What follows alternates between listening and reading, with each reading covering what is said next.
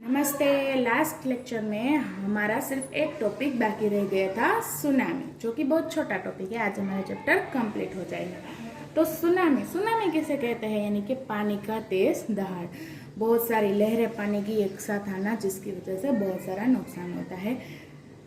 तो देखते हैं सुनामी का स्पेलिंग आपने देखा, स्टार्टिंग वर्ड टी है, लेकिन हम बोलते हैं सुनामी क्योंकि टी साइलेंट वर्ड है, इसीलिए। वरना बहुत सारे लोग तो इसे अलग तरीके से भी प्रोनाउंस करते हैं, लेकिन इसका सही प्रोनाउंसिएशन क्या है? तो कि सुनामी, क्योंकि आगे का जो टी है वो साइलेंट है। A tsunami is a series of huge waves caused by an underwater disturbance such as earthquake or volcanic eruption. Tsunami क्या है? तो कि पानी की एक साथ बहुत सारी आने वाली लहर, वो भी किसकी वजह से आती है? तो कि जो ये अचानक अर्थक्वेक होता है, वोल्केनिक एरुप्शन होता है ना अंडर वाटर, यानी कि ओशन में। जब अर्थक्वेक, ओशन जहाँ पे, उस जगह पे अगर अर्थक्वेक हुआ, वहाँ पे कोई वोल्केनिक एरुप्शन हुआ, तो वो सुनामी के रूप में पानी वहाँ से बाहर आने लगता है। और हमारे साइड यानी कि लैंड साइड में पानी की बहुत सारी लहरें आती है, जिसको हम क्या वर्ड से जानना चाहते हैं? Tsunami. Tsunami is a Japanese word which means harbour wave. Tsunami किस वर्ड से? एक जापानीज वर्ड है जिसका मतलब उसके भाषा में सुनामी ही होता है। सुनामी मतलब क्या? तो कि पानी की लहर है। लेकिन ये वर्ड कहाँ का है? इंडियन वर्ड नहीं है। किसका वर्ड है? जापान का वर्ड है, Japanese word. Tsunami is sometimes misunderstood as tidal wave but it is not. Tsunami को कभी कभी गलत समझ लेते हैं कि वो ज्वार की लहरें है, लेकिन वो ज्वार की लहरें नहीं होती, वो पानी की ही लहरें होती है। The waves formed due to any disturbance inside water travel in all directions from the area of disturbance. जो भी वेव्स फॉर्म होते हैं, जो पानी की वेव्स फॉर्म होते हैं, किसके कारण? तो कि इनसाइड वाटर के अंदर जो डिस्टर्बेंस होता है, वो पानी सभी डायरेक्शन में ट्रैवल होता है। आसपास के जितने एरिया होते हैं, वो सभी एरिया में ये पानी की लहरें वहाँ तक पहुंच जाते हैं। ऑल डायरेक्शन में पानी जाते, ऐसा नहीं है कि सिर्फ एक ही डायरेक्शन में पानी हो। जब कोई वाटर डिस्टेंस यानी कि इनसाइड वाटर के अंदर क्या होता है, वोल्केनिक एरुप्शन आता तो अर्थक्वेक होता है, तो वाटर वेव सभी डायरेक्शन में स्प्रेड हो जाते हैं और वहाँ के एरिया को डिस्टर्ब कर देते हैं। They are similar to the ripples formed on dropping an objects in water. ये उसी तरह होते हैं जैसे कि कोई स्थिर पानी है, उसके अंदर जब आप कोई ऑब्जेक्ट डालते हो तो सभी डायरेक्शन में कैसे वेव स्प्रेड हो जाती है। मानो कि यहाँ पे पानी का तालाब है, वो स्थिर है, अभी उसके अंदर आपने एक स्टोन डाला तो कोई ऑब्जेक्ट डाला, तो उसकी वेव्स सभी डायरेक्शन में ऐसे ऐसे होके जाती है, आपने देखा हो। तो बिल्कुल उसी तरह जब कोई सी जहाँ पे है वहाँ पे कोई ऐसा हुआ, अर्थक्वेक हुआ, तो पानी सभी डायरेक्शन में स्प्रेड होने लगेगा। As the big wave approach the shallow water along the coast, they rise to a great height and crash over the shore. जो बड़ी बड़ी वेव्स होते हैं, जैसे कि मोजे हम बोलते हैं, वो क्या होते हैं? तो कि बहुत नुकसान पहुंचाते हैं। धीरे धीरे जब पानी आता है, जब हम सी में जाते हैं तो धीरे धीरे मोजे तो आते ही रहते हैं, लेकिन जब ऐसा कुछ होता है, अर्थक्वेक अथवा तो वोल्केनिक एरुप्शन, तब क्या होते हैं?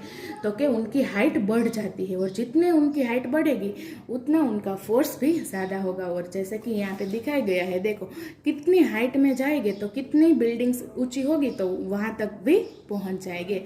यानी कि जितनी उनकी हाइट बढ़ेगी उतना पूरा शोर कवर, यानी कि पूरे बड़े बड़े बिल्डिंग सब भी क्या हो जाएंगे? तो क्या नाश हो जाएंगे।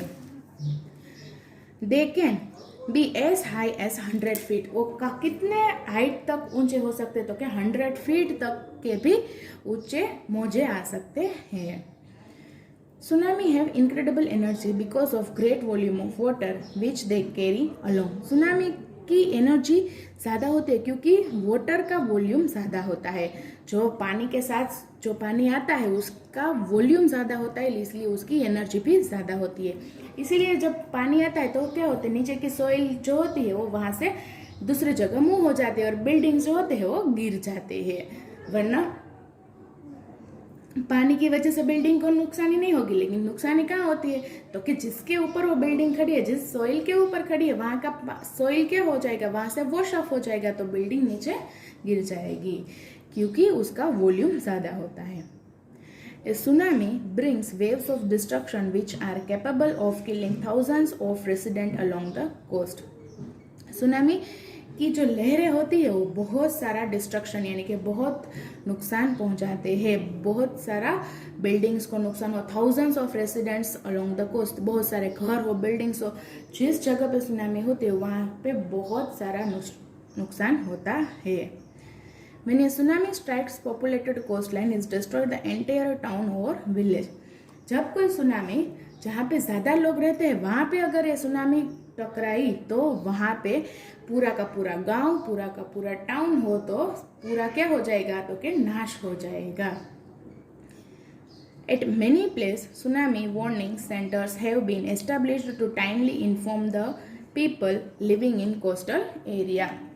बहुत सारी जगह पे जहाँ पे सुनामी होती रहती है वहाँ पे तो क्या करते हैं सुनामी वार्निंग सेंटर, तो कि जब उन्हें अभी तो हमें मालूम पड़ जाता है कि थोड़ी दिन में तूफान आने वाला है और रेन आने वाले हैं, तो ये सभी कौन जो हमें बता देते हैं, वार्न कर देते हैं कि सुनामी सेंटर जहाँ पे सुनामी ज़्यादातर आते हैं ना वहाँ पे के लोगों को पहले ही क्या कर देते हैं, वार्न कर देते हैं कि वो वहाँ से सेफ जगह पे पहुँच जाए. जो लोग कोस्टल एरिया में लिव करते हैं ना उनको पहले ही वार्न कर देते हैं about the fourth coming tsunami. किसके बारे में, तो कि सुनामी आने वाली है इसके बारे में आगे ही उन्हें वार्न कर देते हैं. तो इसकी वजह से this helps to save many lifes. तो ये जो आगे वार्न कर देते हैं इसकी वजह से बहुत सारे लोगों की जान बच जाती है. वरना अचानक से अगर सुनामी आई और वहाँ पे किसी को मालूम ही नहीं होगा तो बहुत सारे लोग की जान भी जा सकती है. तो अभी तो क्या कर देते हैं, जब तक पॉसिबल है तब तक तो इन्फॉर्म कर देते, लेकिन कभी कभी इन्फॉर्म नहीं भी कर सकते क्योंकि उन्हें भी तो कभी पता नहीं चलेगा ना कि कब सुनामी आने वाली है. तो जितना हो सके उतना वो लोगों को वार्न कर देते हैं अभी, ताकि लोगों की लाइफ बच सके.